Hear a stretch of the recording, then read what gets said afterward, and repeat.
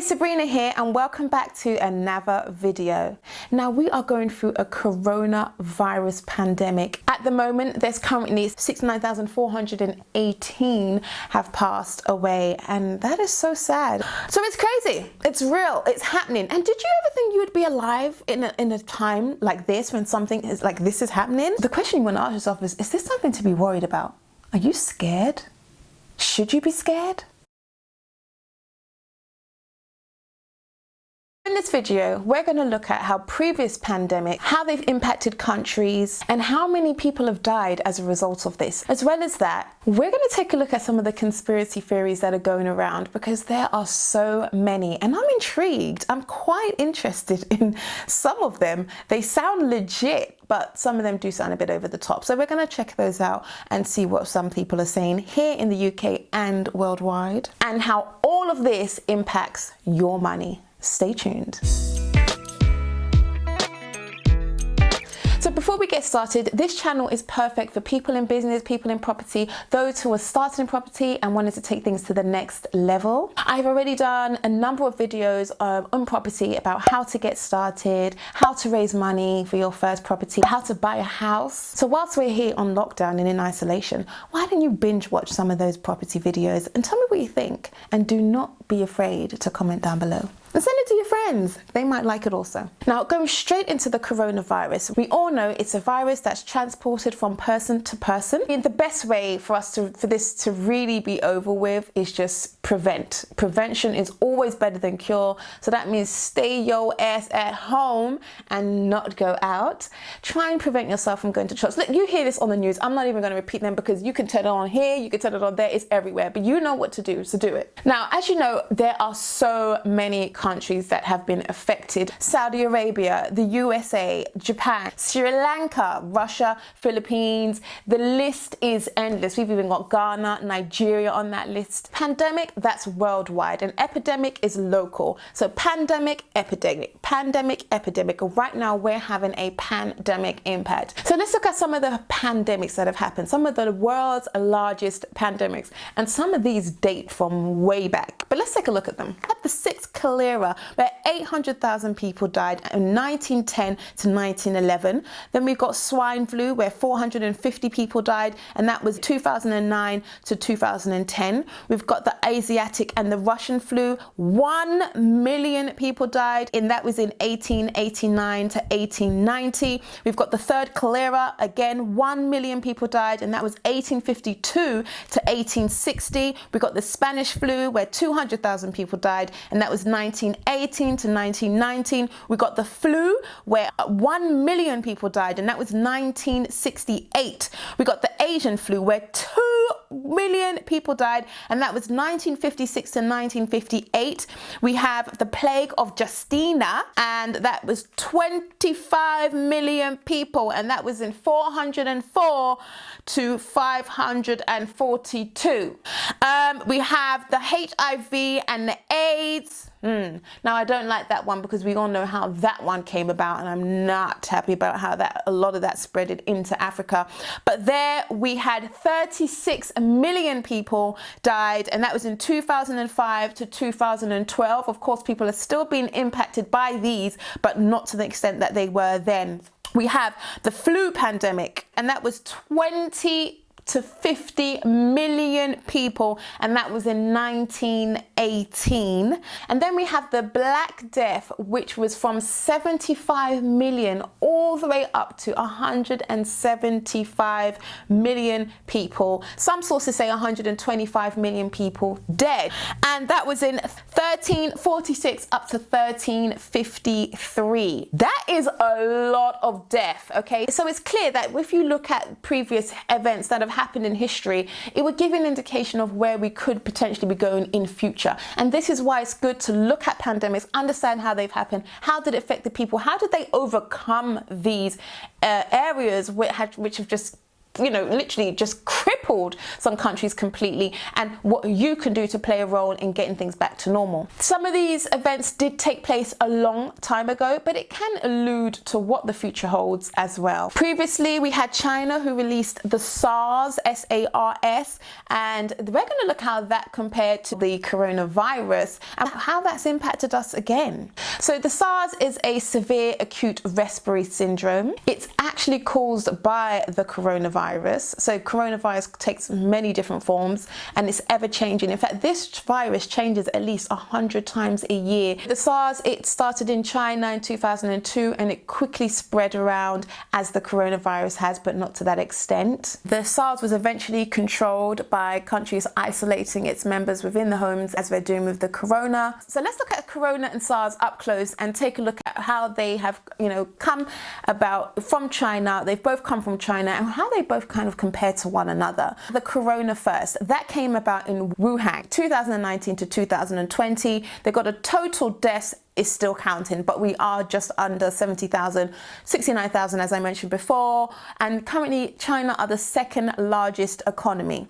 Okay, so they're big. China's GDP in the entire world is 19.3%, and that's of 2009. When SARS came about, that came about from Beijing in 2002 to 2003, and there were a total of 774 deaths. At that time, they were the sixth largest economy of the world at 8.7%, and that was in 2003. So in 16 years, they have grown from sixth place into second place worldwide. You're probably wondering, why is this important? Why is this important? Well, being second place, the second biggest economy in the world, means if anything happens to China, it will impact us all. It will impact all the countries around the world, but particularly those who they are working with on the highest basis. China's impacted. Do you not think it's going to have a trickle-down effect? It will. And because China's been impacted, that means it's had a negative impact on most industries. I wanted to take a look at some of these industries that have impacted worldwide and in the UK. Transportation industry, we've got taxis, underground, overground. Some airports are flying, planes, the Emirates are still flying. On the most part, transportation has pretty much come to a halt. I saw a worrying article on the Guardian where they're saying that the airports, if they're not open soon, they will come to a complete stop. And that was so scary because after all, things are funded. It's very rarely that any of these organizations are paid off in cash in full. So the airport, you may have an owner, but that owner would probably be getting that money from somewhere. And that money coming from somewhere is probably secured against some form of personal asset somewhere. So it all interlinks. So that means that if this airport is not making money, where the vendors are paying for their way to stay, I mean, you've got to remember that planes got to pay to have their planes at these airports. They've also, parking tickets are going to start. Are going to stop. If planes aren't flying and therefore there's no passengers, and if there's no passengers, that means there's no people at the airport. That means that the airport's not making in any money itself. Not even just airlines, airports are not making money. You've got the retail sector. Laura Ashley gone into administration. Would you believe it? You've got the hospitality industry, pubs, cafes, restaurants, bars, all of them just closed. Very rarely these places are bought out in cash. Property industry, again, sales pretty much coming to a halt. Certain members of the power team that you need to transact on a property aren't available, and therefore you cannot be buying property. Some people can if they're in cash buyers. They don't need certain members of the power team. Not only that, you can't view the damn thing because they're not doing viewings, so you're just stuck for luck, really. The property industry affected. Not just that, then you've got the rental side of things where people can't pay their rent, so they're having to take holiday periods. But these holiday periods means debt, and you don't really want to be acquiring debt. So it's an impact that people are actually having to think about really long term before they start just asking for reliefs. The casino industry, the gambling industry, got online gambling, but casinos, they're not making sales, not just in casino, not in just gambling, but also hotel stay and drinks, food. Hotels are on a decline also. Not saying they decline forever, but just during this period of time, they are being impacted without seeing so many guests. Sports industry, no games, no football, no NFL. We've got football footballers who have been asked to take a 30% cut, and a lot of them are contributing a lot of their paychecks to help pay for staff, stadium staff, so they can still be employed if they can't qualify for the 80% government support. With sports, it's not just ticket money. You're talking about concessions and parking and food, retail. They make money in many different ways. I used to wonder how they'd be paying 25 million, all that craziness. But sport is big. People spend money, all £200 a ticket, £100 a ticket. You've got the importing and the exporting industry impacted. I couldn't believe on the news when I heard that French are upset, Tunisia's upset, that China's sending a lot of their medical supplies to America. So I was wondering what that meeting in January is about with Trump. He probably made up with them and was like, you know what, listen, mate, we're friends now, so come on, send your supplies to me. Just let them lot wait. And that's how it is. I mean, look how you talk to your friends. I'm sure, well, they're not probably friends, but you know, when you need a favor, just pick it up and say, hey, listen, my Americans here, too much of us are dying, man. We got to keep the economy strong. I'm number one, y'all number two. I can give you some back end money, but listen, you need to send your supplies to me. They're number one. Of course, they're number one in the economy. Of course, they're going to be able to be getting some backhanders from China. So, sorry, the UK is having to kind of take a back seat on some of these things, so these other people can get their supplies first. I don't think it's right. I don't think it's right at all, but this is what China's doing. You have a lot of organizations who are upset that they are not getting their imports. But not just that. China is one of the world's largest shipping ports. I mean, a lot of products come from China, and with them shut, when they were shut, complete doors closed, they were losing £350 million a day. So no wonder they couldn't keep the door shut, and they said, look, hey guys, let's just stuff the amount of deaths that we're having underneath the carpet and let's open up our doors again, and hey, if it comes back around, we'll deal with it, but for now we got to get these doors open, otherwise we might just lose second place, and we don't want to do that. I don't think they'll lose it overnight, but you know, they're not trying to lose their position. I mean, they worked hard to get there in the first place. A lot of people have been impacted to try and get them into second place. So you could imagine they have to lose a couple more people, then they're probably willing to do that. Look, you're talking about a country who were quite happy to have 2 people having one baby, and that's it. So do you think all these deaths are really going to be sad for them? So let me not talk like that. I'm sorry. So take that. Listen, I'm not even going to put that in there. But seriously, do you really think so? Like, think about it. Think about it. Like, come on now. Look how they was dragging people out their house. We don't do that in the UK. But I think sometimes countries forget people are humans. And we got the film production industry. And I remember being on set when they were closed down early. 5 days of recording gone right down to 1. Everyone was scared. You know, a lot of people are freelancers on those jobs. What are they going to do now to earn income? And then we have the oil and gas industry. Have you seen how petrol has gone down in price so much? Why? Because there's not as much demand for petrol as there was, and now prices have gone down. This working from home thing is not bad after all. It's decreased in demand from 90,000 barrels from this time last year. Prior to this pandemic, the IEA projected a 800,000 increase in barrels for the year, but in fact we've gone back by 90,000. So for just this short period of time, and we're in month 4 now, this thing has gone backwards by 90,000, and prices are now selling for $30 per barrel as of March, and that's as of March the 16th. And then you've got the construction industry. And how's that impacted? Well, I drive around and I see that some sites are actually still in place. Some sites are still having people on, especially the ones who are inside driving the forks, driving the lifters. If they can get the supplies, some people are struggling to get supplies, but if you can get supplies, then, and you can work alone, then why stop there? So why is this all happening? What's going on? A lot of people have their own conspiracy theories as to why this is going on. So we're going to take a quick look of those, and I want to hear what you think about those down below. Be sure to comment on this. So first, we have Wall Street. Wall Street is saying China done the crash so that they can go in and buy up all the market, particularly the US and the UK market. Then we have, and these are Wall Street employees. You've got the US and the UK saying that the 5G Wi-Fi network, if you can see, is caused, so that, you know, they've come in and they've done all of this so they can get everyone out of the way and install all of these huge satellites so people can start frying to death. You've got Russian scientists, they say blame the US pharmaceutical companies. You've got US and China trying to reduce the world population. We've got the Philippines president accusing China of using the coronavirus for military purpose.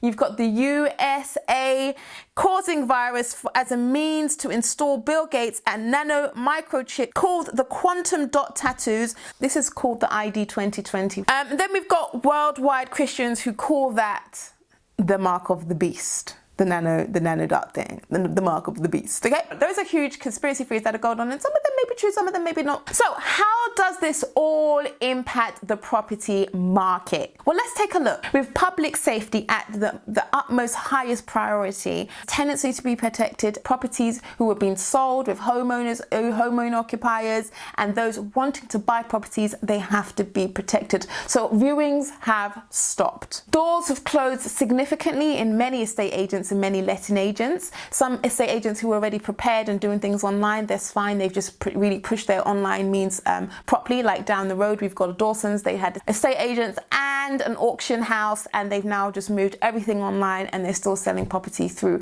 the online auction. It's great for if you're buying in cash, because with cash purchases, you don't need some of the power team. Whereas if you're taking out a loan, there's a bit of the power team that you would need. And I'm not talking about just solicitors, but surveyors to go in and value the property so they can make sure that the loan that they're going to give you is what the house is worth. Rightmove, and they say they've noticed a huge reduction on people online looking on their website, reiterating that this coronavirus has really impacted their online visitors. We've got mortgages that cannot be raised because surveys cannot be done. I know I've just said that, but surveys cannot be done, and therefore loans are not necessarily going out unless you're taking on a property that may have already been serviced beforehand, and you know it's already going through that process. There are people who are being offered loans, but they're offering a significantly reduced amount, and the interest rates are quite high. So it's up to you. Would you take on a loan in the short term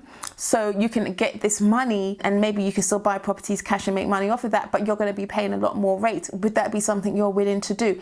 I mean, I guess that's what people do with bridging. They take on a short-term loan for what, 6 months, 3 months, 18 months for higher interest rates, 9%, 12%, you know, which is really on the high side. So they can transact and give back the money in a short period of time. Mortgages are starting to operate a little bit like that, not necessarily on a short-term basis, but they are increasing their interest rates, not as high as 9% or 12%, but they are. The main thing is you've got to remember that this is not a market crash. It's not a property crash. It's just that things have come to a stop. They've come to a standstill. And that's really important to remember. Now you've got the Bank of England, and they influence interest rates. So currently the rate is at 0.25, and that influences the interest rate payable, and usually other banks set their interest rate off of them, usually 2% higher than the Bank of England. But they use that as a gauge for when lending and borrowing money. So if there's a reduction in the interest rate, then that's great. You pay less on borrowed money. So for example, a mortgage of 150,000, there would be a payment of £669 a month at 1.9%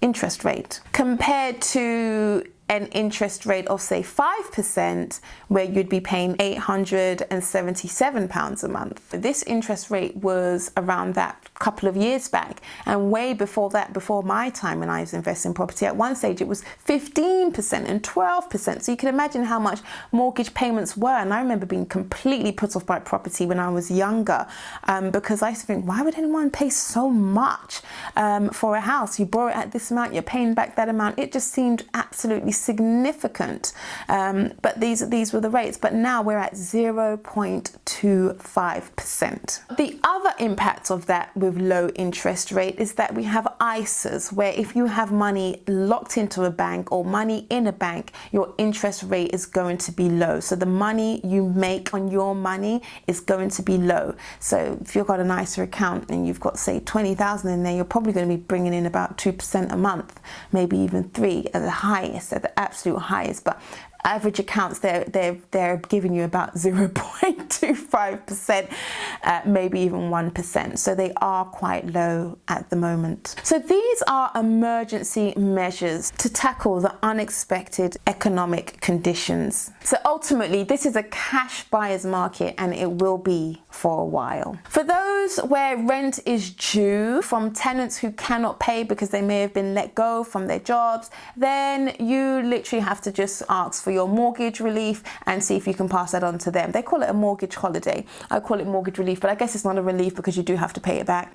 So yeah, holiday probably fits that better because you do have to come back from holiday, don't you? So the pandemic, it will take a while to recover, definitely, even if it's short-lived, even if we are in like isolation and, you know, locked up away from work for a short period of time. The Guardian reported that in China, property transactions were around 0 for the 3 weeks following movement restrictions, and have since 2 months later recovered to 50% of their 4-year average. But as we know, China, they do play a different ball game to us when it comes to property. So we wouldn't really want to look at that entirely as a direction for us, but it is an indication that this is how things could go.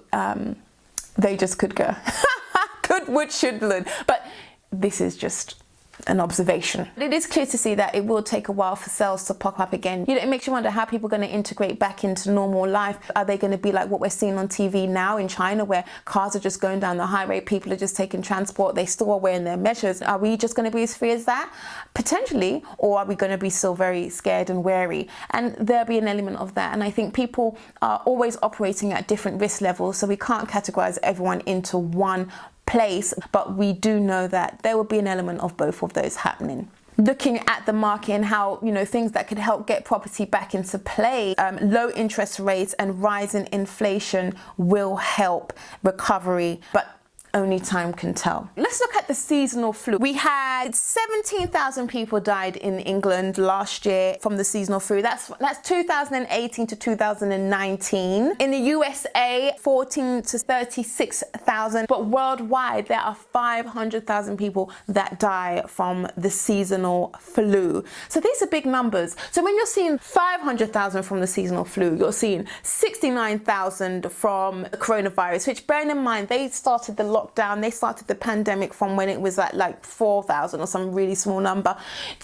Is there something to really panic about? Is there something to be scared of? Well, yes, people are dying. I'm not trying to underestimate this. This thing is big, without a shadow of a doubt. But don't let fear creep into you. You have the coronavirus being played on every single media channel. And the death tolls rise. It's going to continuously impose fear. You're going to be living in fear. You're going to be worrying about fear. Some people are quite happy to starve themselves in the house and not even go out for food out of scare that they might actually contract this virus. And remember, it's important to not let fear come into you, because if it comes into you, it will cripple you. And if you allow it to cripple you, then you will miss out on opportunity. Learn a new skill, try a new trade, look at your life and evaluate it. Are you happy where you've been? Are you still having the same problems you had last year?